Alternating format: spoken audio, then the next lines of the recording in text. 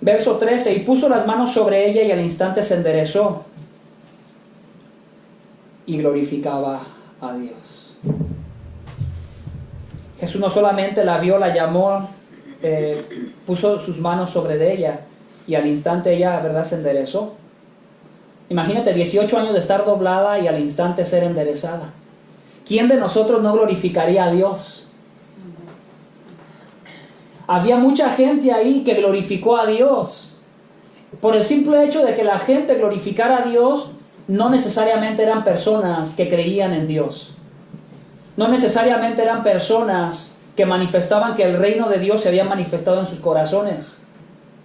Porque un milagro, hermano, de esta manera, ¿quién no va a glorificar? Hay que estar definitivamente muerto para no glorificar a Dios cuando pase una situación como esta, que alguien sea sanado de tal manera enfrente de tus ojos, y más gente que la conocía por 18 años, como el otro hombre, ¿verdad?, tenía 40 años, y ¿quién podía negar? Ni aun los fariseos podían negar, pero el milagro no les ayudaba a creer, el milagro no los convirtió, parecía que nada más demostraba más dureza de ellos en su corazón, pero mucha gente que estaba ahí glorificó a Dios.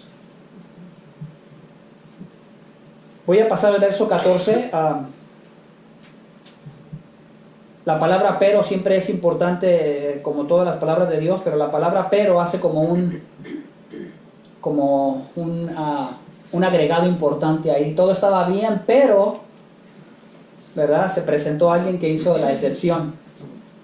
Pero el oficial de la sinagoga, indignado porque Jesús había sido sanado, porque Jesús había sanado en día de reposo, reaccionó diciendo a la multitud: hay 6 días en los cuales se debe trabajar.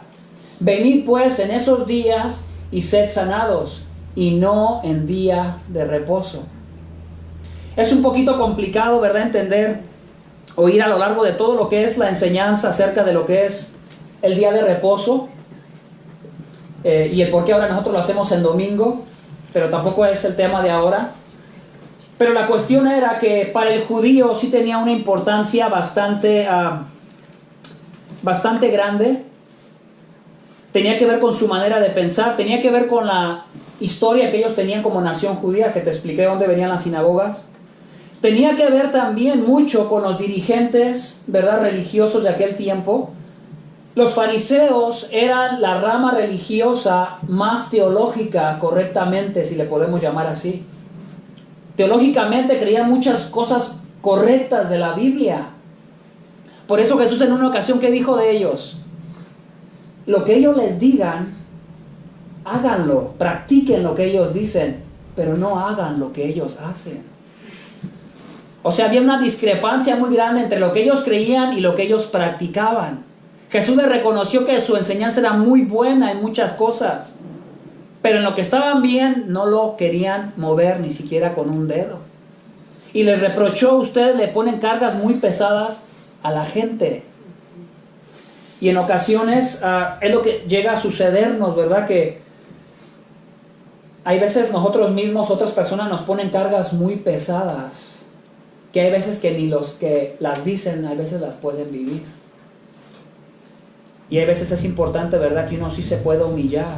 Y más cuando uno habla desde acá, desde el púlpito. Cuando uno a veces dice cosas, ¿verdad?, que pues que una a veces no está ni siquiera en la condición que la otra persona está. Yo me puedo imaginar a esa gente estando ahí, al oficial o algunos otros encargados con él. Posiblemente ya se ven acostumbrados a ver a la mujer así, pero no sentían ninguna misericordia por su situación. Y te puedes dar cuenta en la actitud que este hombre tomó. O sea, no glorificó a Dios. Su reacción más bien, ¿cuál fue? Una reacción de indignación. Se enojó. Y la condición de estar enojado es la peor condición, pecaminosamente hablando, en la que tú puedes estar. Acuérdate cuando tú te enojas, cómo te comportas.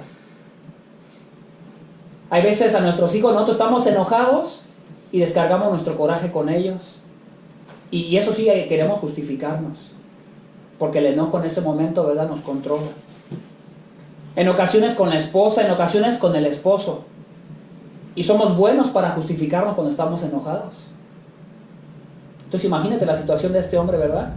Indignado porque se había ofendido. ¿Qué fue lo que le ofendió a este hombre? O sea, ¿qué manera de pensar él tenía? Que él contestó: hay 6 días en los cuales se debe trabajar. Venid pues en esos días y sed sanados, y no un día de reposo. ¿Quién estaba trabajando ahí? ¿La mujer? ¿Hizo un trabajo porque se enderezó de estar doblada? ¿Hizo un trabajo de no sé cuántos grados? ¿Y eso fue lo que le ofendió? ¿Quién estaba trabajando ahí? ¿Jesús? ¿Porque la tocó o porque habló y le dijo? ¿O porque le dijo ven para acá y los pasos que caminó la mujer trabajó en ese día por hacer eso? Es importante entender, ¿verdad? ¿Cuál fue la ofensa para este hombre? Ellos tenían un sinnúmero de reglas en cuanto a muchas áreas. Una de ellas, 1999 pasos solo podían dar en el día de reposo. Pero no porque la ley lo estableciese así, ellos le habían agregado. Pero eran muy astutos. Ellos lo que hacían en ocasiones, por ejemplo, ellos tomaban como el lugar donde ellos podían estar como su casa, era un lugar donde ellos regularmente tenían los alimentos o cosas que ellos necesitaban. Entonces algunos de ellos astutamente viajaban esos pasos y ponían alimento en ciertas áreas si planeaban hacer un viaje. Entonces ellos caminaban esa cierta cantidad de pasos para llegar a ese lugar y habiendo descansado y habiendo tenido su reposo en ese lugar como si fuera su casa, ya tenían la excusa para caminar otros 1999 pasos. Entonces, ¿de qué servía la regla de los 1999 pasos? En inglés lo traducen como 3000 pies y hay diferentes traducciones. La cuestión es que ellos tenían una ley aparte de las escrituras conocida como la Mishnah. Y ahora ya la tienen bastante bien dividida en capítulos y versículos. Entonces él estaba muy preocupado con esa ley que ellos habían preestablecido encima de la ley de Dios. Por eso en una ocasión Jesús les dice, ¿verdad?, que ellos habían, ¿verdad?, cambiado totalmente, habían ignorado la ley de Dios para volverse a sus tradiciones. Enseñaban por encima de la ley de Dios sus tradiciones, sus costumbres. Y yo creo, hermanos, que en ocasiones a nosotros nos llega a pasar así. Constantemente nos olvidamos del Evangelio. Constantemente nos olvidamos de que Dios ha tenido misericordia de nosotros. Acuérdate cuando Dios te salvó, cuando estabas muerto en delitos y pecados. ¿Qué hiciste? Fuiste muy inteligente seguramente para creer en el Señor. Posiblemente hiciste muchos méritos o eres más inteligente que otros para poder, ¿verdad?, entender el Evangelio y recibir salvación de parte de Dios. En ninguna manera, hermanos. Estabas muerto en delitos y pecados como cualquier otra persona. Y cuando tú te olvidas constantemente de cómo Dios te salvó, de cuál era la condición en la cual tú te encontrabas, posiblemente doblado, ¿verdad?, paralizado como esa mujer. Y por más de 18 años, en el caso de la mujer eran 18 años, pero en el caso de nosotros posiblemente han sido menos, para algunos han sido más años. Posiblemente algunos de nosotros, aun siendo creyentes, estemos en una cuestión posiblemente como que no avanzamos, como que nos paralizamos. Y el simple hecho de que tú te des cuenta, hermano, eso es bueno, déjame decirte. Es bueno cuando tú te sientas mal, que Dios te incomode y que tú te preguntes, ¿qué estoy haciendo con mi vida cristiana? ¿Cómo estoy viviendo mi vida cristiana? Es mejor, hermano, porque así es lo que el Evangelio hace. Cada que tú te recuerdas el Evangelio, te recuerdas cuán indigno eres todavía, aunque eres cristiano. Sigues siendo un pecador, sigues pecando. La única diferencia es que como alguien vivió una vida justa y santa por ti, Él siempre está representándote delante del Padre. Y es la única razón por la cual Dios te ve tan maravilloso, como un hijo precioso y santo que nunca rompe un plato.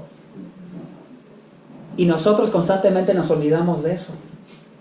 Y de repente podemos estar tomando las actitudes de estos hombres, ¿verdad?,